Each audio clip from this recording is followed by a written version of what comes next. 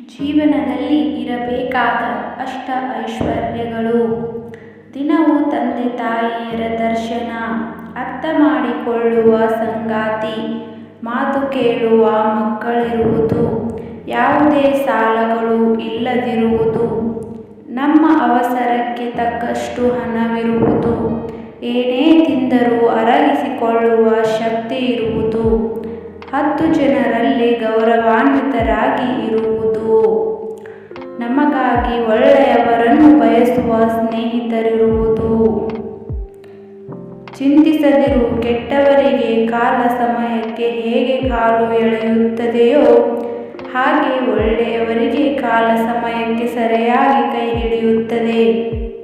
ನಿಮ್ಮ ಜೀವನದ ಸಂಗಾತಿ ನಿಜವಾಗಿಯೂ ಯಾರು?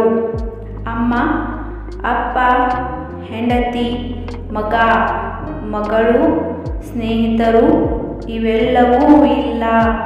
ನಿಮ್ಮ ಜೀವನದ ನಿಜವಾದ ಸಂಗಾತಿ ನಿಮ್ಮ ದೇಹ. ನಿಮ್ಮ ದೇಹವು ಪ್ರತಿಕ್ರಿಯಿಸುವುದನ್ನು ನಿಲ್ಲಿಸಿದ ನಂತರ ಯಾರೂ ನಿಮ್ಮೊಂದಿಗೆ ಇಲ್ಲ.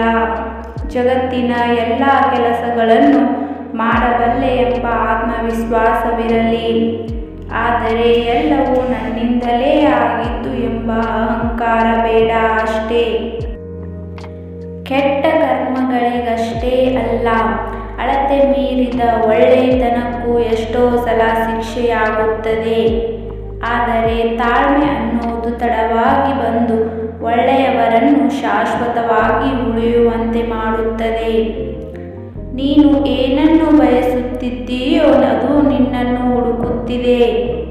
ತಾಳ್ಮೆ ಇರಲಿ, ಸಮಯ ಬಂದಾಗ ಬಂದು ನಿನ್ನನ್ನೇ ಸೇರುತ್ತದೆ.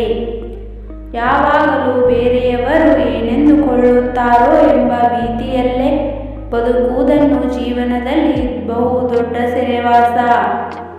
ಹಾಗಾಗಿ ಒಳ್ಳೆಯ ಮಾರ್ಗದಲ್ಲಿ ನಡೆಯಲು ಬೇರೆಯವರ ಅಭಿಪ್ರಾಯಕ್ಕಾಗಿ ಕಾಯಬೇಡಿ. ಅಧರ್ಮದಿಂದ ಶತ್ರುಗಳು ಕೆಲವೊಮ್ಮೆ ಗೆಲ್ಲಬಹುದು. ಕರ್ಮ ಎದುರಾಗುವ ವೇಳೆಗೆ ಧರ್ಮ ಅವರನ್ನು ಸುಡಲು ಪ್ರಾರಂಭಿಸುತ್ತದೆ. ಅವರ ನಿರ್ಮಾಣ ಯಾರಿಂದಲೂ ತಪ್ಪಿಸಲು ಸಾಧ್ಯವಿಲ್ಲ. ತನ್ನ ಮನಸ್ಸನ್ನು ಗೆದ್ದವನಿಗೆ ಮನಸ್ಸೇ ಅತ್ಯುತ್ತಮ ಸ್ನೇಹಿ. ಆದರೆ ಮನಸ್ಸನ್ನು ಗೆಲ್ಲುವಲ್ಲಿ ವಿಫಲನಾದವನಿಗೆ ಮನಸ್ಸೇ ಅತ್ಯಂತ ದೊಡ್ಡ ಶತ್ರು.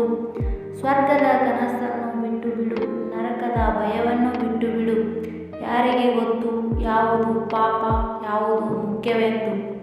ಆದರೆ ಇಷ್ಟನ್ನೇ ನೆನಪಿಟ್ಟುಕೋ, ಯಾರ ಮನಸ್ಸನ್ನು ನೋಯಿಸಬೇಡ, ಸ್ವಾರ್ಥಕ್ಕಾಗಿ ಯಾರಿಗೂ ಕಣ್ಣೀರು ಹಾಕಿಸಬೇಡ. ಉಳಿದಿದ್ದೆಲ್ಲವನ್ನೂ ಭಗವಂತನಿಗೆ ಬಿಟ್ಟು ಬಿಡು. ಇಲ್ಲಿ ಸಂಬಂಧ ದೊಡ್ಡದಲ್ಲ, ಪದವಿ ದೊಡ್ಡದಲ್ಲ, ಹಣ ಇದ್ದವನು ದೊಡ್ಡವನಲ್ಲ.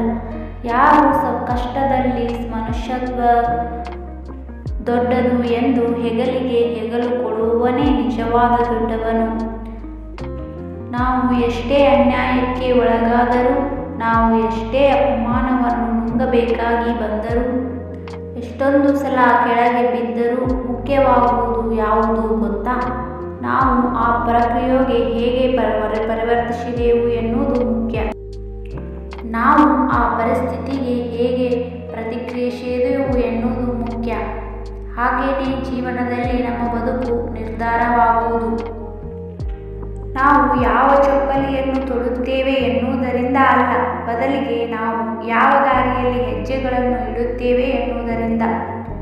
ಯಾರ ಪಾಪವನ್ನು ನೀನು ತೆಗೆದುಕೊಳ್ಳಲು ಬರುವುದಿಲ್ಲ, ಹಾಗೂ ಇನ್ನೊಬ್ಬರ ಪುಣ್ಯ ನಿನಗೆ ಸಿಗುವುದಿಲ್ಲ. ನಾವು ಏನು ಅನುಭವಿಸುತ್ತೇವೆ ಅದು ನಾವು ಮಾಡಿದ ಕರ್ಮದ ಫಲ. ಹುಟ್ಟು ಸಾವು, ಸುಖ ದುಃಖ ಒಂದು ನಾಣ್ಯದ 2 ಮುಖಗಳಿದ್ದಂತೆ. ರಾತ್ರಿ ಇಲ್ಲದೆ ಹಗಲಿಲ್ಲ, ಹುಟ್ಟಿದ ಮೇಲೆ ಸಾಯಲೇಬೇಕು.